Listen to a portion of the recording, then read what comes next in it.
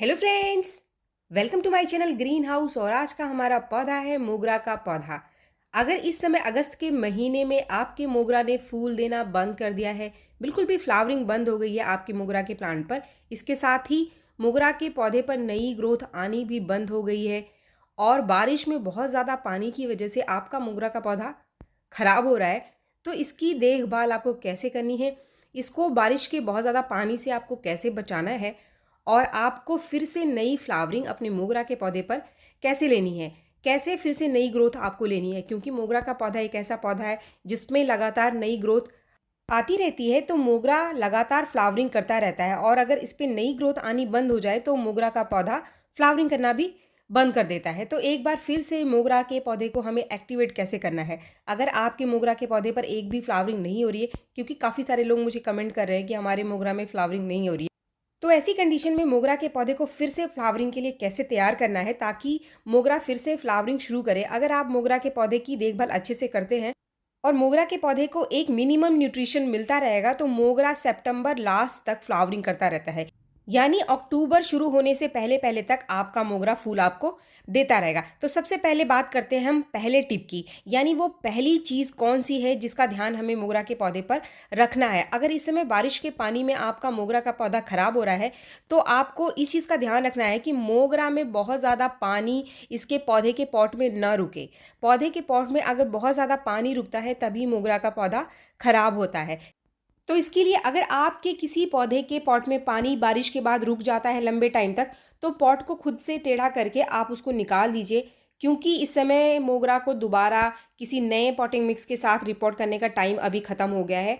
इसको आप अगले सीज़न में आप फिर से आप नई मिट्टी के साथ रिपोर्ट करेंगे। दूसरी चीज़, अगर मिट्टी आपकी बहुत गीली है तो कभी खुद से वाटरिंग ना करें, यानी कि ओवर वाटरिंग आप कभी भी ना करें। जब तक इसकी मिट्टी ना सूखे आप खुद से इसके अंदर पानी न डालें। अगर आपके एरिया में लगातार बारिश हो रही और मिट्टी खुद से गीली पड़ी हुई है, तो आप खुद से इसके अंदर पानी बिल्कुल भी ना डालें। दूसरी चीज़, अगर आपके एरिया में धूप भी बीच बीच में निकल रही है, तो पौधे को आप खुले में ही रखें, यानी कि धूप में रखें इसको, ताकि धूप पड़ने से मिट्टी इसकी सूख जाए। धूप मिलने से पौधा लगातार ग्रोथ करता रहेगा, लगातार नई नई ब्रांचेस और कलियाँ बनाता रहेगा। अगर आपके एरिया में बहुत ज़्यादा बारिश हो रही है, लगातार बारिश है और धूप भी नहीं निकल रही और आपको लग रहा है कि बहुत ज़्यादा पानी की वजह से आपका पौधा खराब हो रहा है, तो पौधे को आप ऐसी जगह पे रख दीजिए जहाँ पर बहुत ज़्यादा पानी बारिश का इसके ऊपर ना पड़े और धूप निकलने पर इनडायरेक्ट सनलाइट भी इसको मिल जाए। लेकिन जैसे ही बारिश रुके और धूप निकले, तो आप अपने पौधे को धूप में ही रखें, क्योंकि धूप में ही मोगरा का पौधा अच्छी ग्रोथ करता है। अब दूसरी चीज़, यानी कि दूसरा टिप, अगर आपके मोगरा ने इस समय बिल्कुल भी फूल देना बंद कर दिया है, तो आपको अपने पौधे को फिर से एक्टिवेट कैसे करना है। इसके लिए जो सबसे पहला काम आपको करना है कि इसकी थोड़ी थोड़ी टिप प्रूनिंग आप कर दीजिए। आपके मोगरा के पौधे में ऐसी ब्रांचेस पड़ी हुई है जहाँ से कोई भी नई ग्रोथ लंबे टाइम से निकल कर नहीं आई है, तो आप उसका जो टिप है एक दो नोट छोड़ करके काट दीजिए। ऐसा करने से जो हार्मोन है, ग्रोथ हार्मोन, वो फिर से एक्टिवेट हो जाएगा और पॉसिबल है कि जो आपका पौधा है वो फिर से नई ब्रांच निकाले।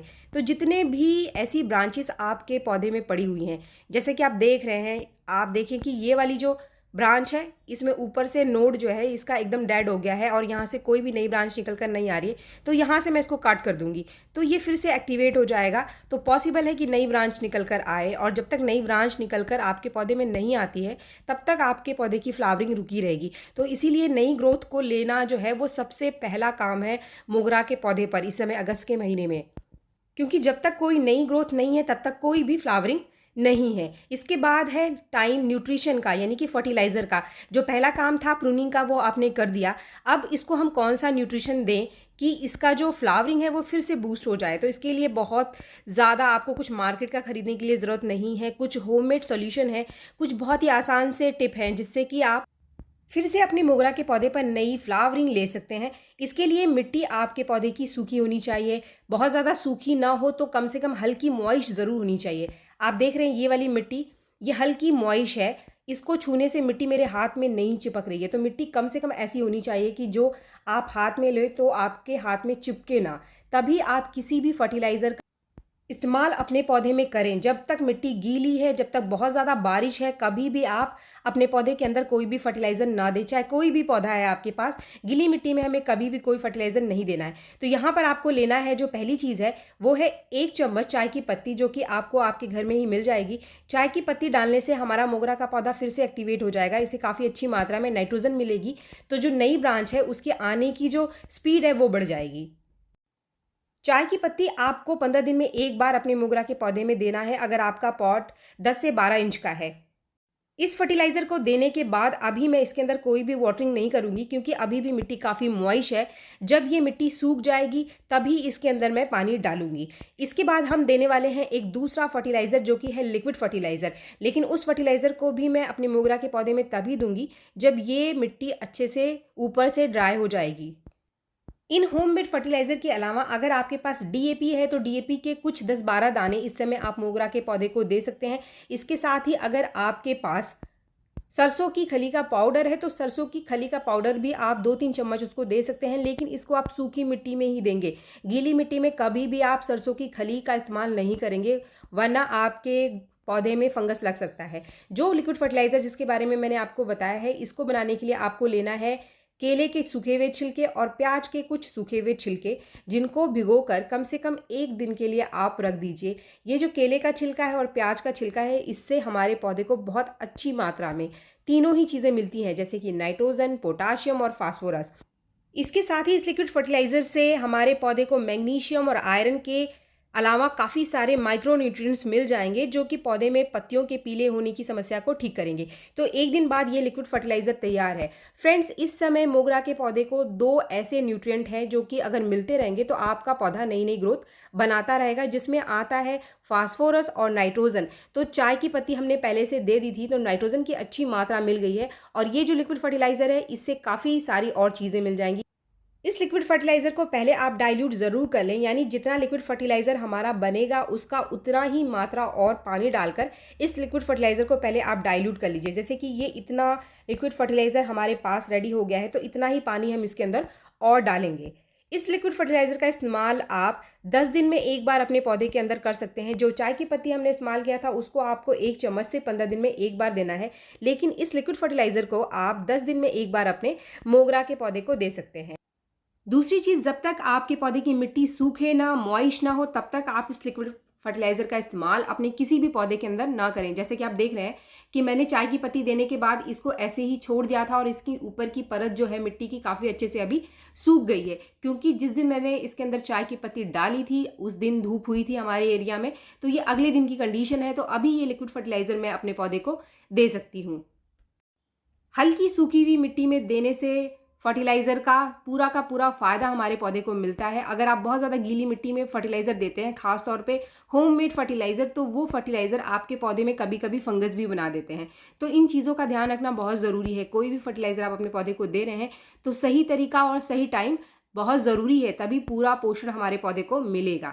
तो फ्रेंड्स, इस फर्टिलाइज़र को देते ही आप देखेंगे कि सिर्फ एक बार के इस्तेमाल से ही आपके पौधे में नई नई फ्लावरिंग और नई नई ग्रोथ आनी शुरू हो जाएगी। इसके बाद जो तीसरी चीज़ है, जो कि तीसरा टिप है हमारे मोगरा के पौधे के लिए इस समय, वो है इस समय मोगरा के पौधे पर काफ़ी सारे कीड़े आकर लगने शुरू हो जाते हैं, क्योंकि बारिश की वजह से बहुत ज़्यादा मॉइस्चर होता है एटमॉस्फेयर में, पत्तों के ऊपर पानी बहुत लंबे टाइम तक रुका रहता है, तो काफ़ी सारे कीड़े आकर हमारे पौधे के ऊपर लग जाते हैं, जो कि मोगरा के पौधे को ख़राब करना शुरू कर देते हैं, इनकी पत्तियों को खाना शुरू कर देते हैं।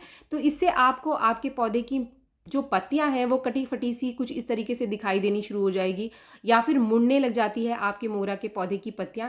तो इसका मतलब आपके पौधे में कीड़े लग रहे हैं। इसका समाधान इस समय करना बहुत ज़रूरी है, क्योंकि अगर हमने ऐसा नहीं किया तो ये नई नई जो ग्रोथ हमारे पौधे के अंदर निकल कर आती है उसको खाना शुरू कर देते हैं। इसके साथ ही मिट्टी में भी कुछ कीड़े अगर लग गए हैं तो उसका सोल्यूशन हमें कैसे निकालना है आगे इस वीडियो में मैं आपको बताने वाली हूँ। मोगरा के पौधे में कीड़ों को ख़त्म करने के लिए जो सबसे पहला और सबसे आसान सॉल्यूशन है, जो कि मैं आपके साथ लगभग अपने हर वीडियो में शेयर करती हूँ, वो है बेकिंग सोडा। 1/4 बेकिंग सोडा को आप 1 लीटर पानी में घोल करके पौधे के ऊपर स्प्रे कर दीजिए, तो इससे जो कीड़े हैं उसी समय ख़त्म हो जाते हैं। अगर लगता है कि फिर से ज़रूरत है तो अगले दिन फिर से एक बार आप स्प्रे कर सकते हैं, और लगातार कीड़े अटैक कर रहे हैं आपके पौधे पर तो वीक में एक बार रूटीन में आप बेकिंग सोडा का स्प्रे अपने पौधे के ऊपर कर सकते हैं। इसके अलावा एक और चीज़ इस वीडियो में मैं आपके साथ शेयर कर रही हूँ जो कि कीड़ों के ऊपर बहुत ही बढ़िया काम करता है। इसके साथ ही ये एक बहुत ही बढ़िया लिक्विड फर्टिलाइज़र का भी काम करता है। उस लिक्विड फर्टिलाइज़र को देने से कीड़े और फंगस तो मरते ही हैं, साथ में पौधे की जो फ्लावरिंग है वो बूस्ट हो जाती है और बहुत अच्छी फ्लावरिंग निकल कर आने लग जाती है हमारे मोगरा के पौधे में। तो फ्रेंड्स वो चीज़ क्या है चलिए देखते हैं। ये जो चीज़ है ये है फिटकरी। फिटकरी हम सबके घरों में पाई जाती है। अगर आपके पास नहीं है तो ये बहुत ही आसानी से आपको आपके घर के आसपास किसी भी करियाना स्टोर से मिल जाएगी। ऐसी जगह पर जहाँ से आप घर का सामान लेकर आते हैं वहाँ से मिल जाएगी आपको।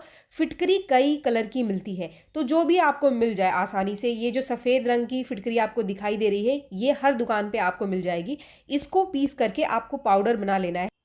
मैंने पहले से ही इसको पीस कर इसका पाउडर बनाकर रखा हुआ है।